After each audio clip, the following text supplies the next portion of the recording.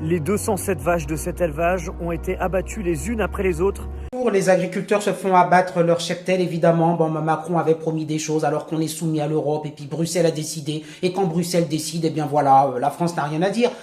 Après la découverte d'un cas de dermatose nodulaire, devant le désarroi d'agriculteurs ici qui ont fait part de leur colère et de leur tristesse. Voilà, moi j'ai beaucoup de peine pour ces agriculteurs qui, comme vous le savez, ne sont même pas capables de joindre les fins de mois et maintenant on abat leur cheptel parce qu'il y a une bactérie alors qu'on a démontré qu'elle n'était pas nuisible à l'homme et bon voilà, on s'en fiche. Hein.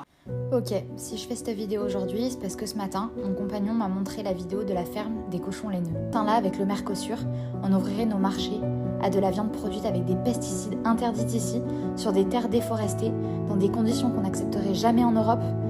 On a repris les copies, on est en train de faire toute la simplification. Donc on n'a pas attendu à ce matin pour commencer le boulot. Alors, là je vous rencontre, parce que moi j'ai rencontré l'intersyndicale.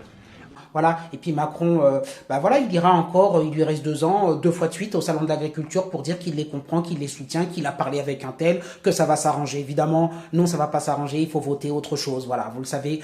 Tout cela devant un très important dispositif de gendarmerie où des blindés, des camions de gendarmerie étaient présents pour éviter toute manifestation et ce 24 heures après le blocage de cette exploitation menée par la Confédération paysanne et la coordination rurale. Et tout cela se déroule dans un contexte de forte tension entre les agriculteurs et les autorités, des agriculteurs qui, eux, veulent porter un autre protocole vis-à-vis de cette situation, c'est-à-dire celui d'abattre seulement les vaches porteuses de la maladie et de vacciner les autres.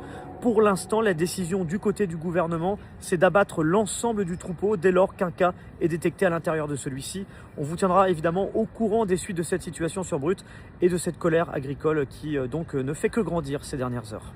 Moi, j'en peux plus de cette situation. Alors bon, mettez les pouces en l'air pour dire que vous êtes pour soutenir les agriculteurs. Et puis bon, voilà, vous avez eu le malheur de revoter 2 fois de suite.